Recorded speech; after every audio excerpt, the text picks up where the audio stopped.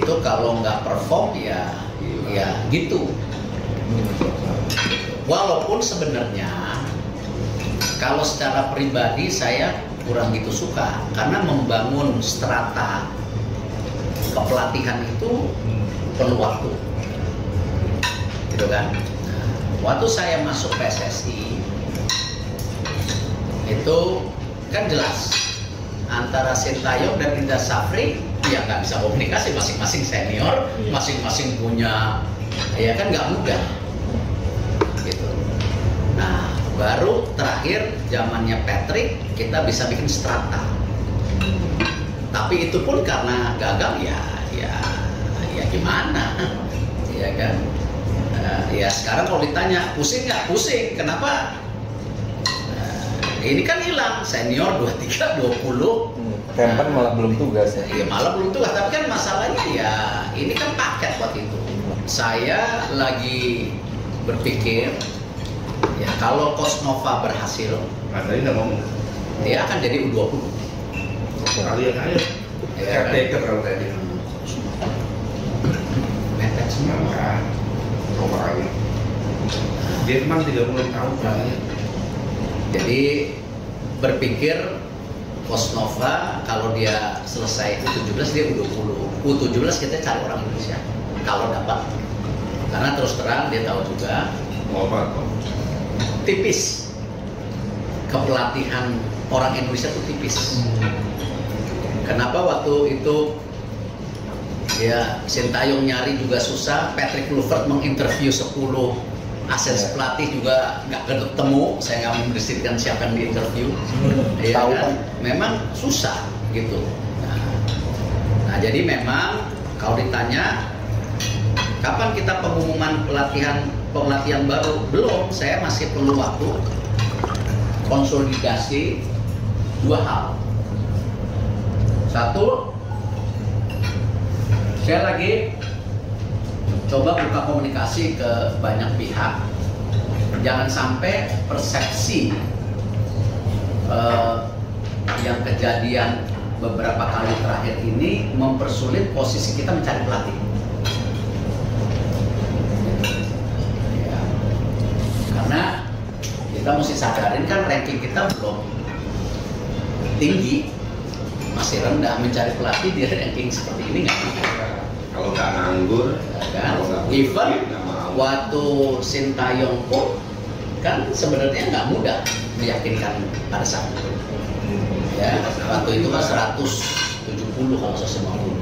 Nah, sekarang 120 juga nggak mudah. Jadi yang sekarang saya lagi coba lakukan dengan jaringan internasional saya, memberi confidence balik bahwa ya kita tetap ingin punya long term program. Ya. Apa yang terjadi kemarin-kemarin itu ya bagian dari tentu result yang harus dipertanggungjawabkan. Nah, memang semua rata-rata nanya mengenai bullyism di sosmed. Itu yang mereka semua ada.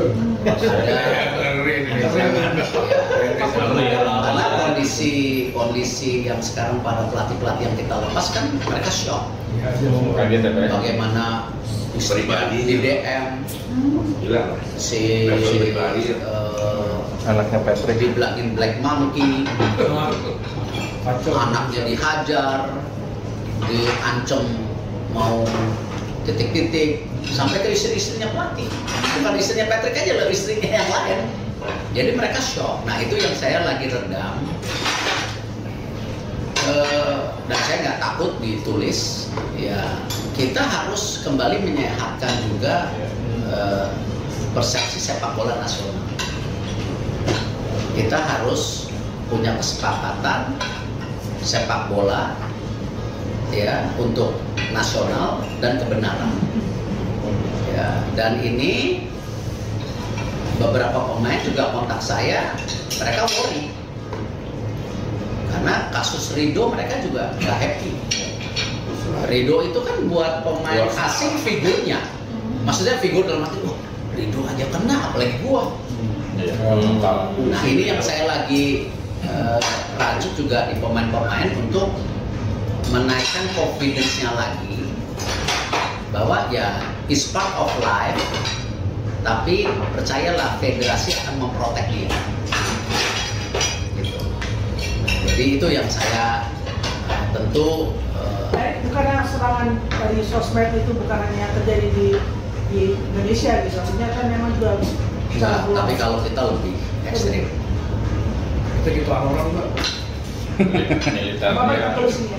Kita mau bagaimana kesadaran ini? Ya kalau itu kan saya udah ulang-ulang.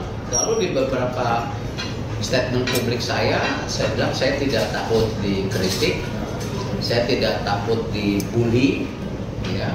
Tapi tolong lindungin ya pemain dan pelatihan. Itu saya udah ulang-ulang.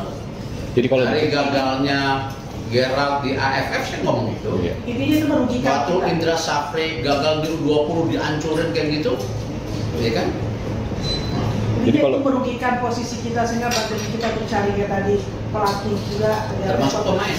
pemain. Jadi kalau Karena kalau ditanya, ditanya misalnya, apakah kita akan men-stop naturalisasi? Nggak mungkin. Ya, pembinaan grassroots harus dibangun.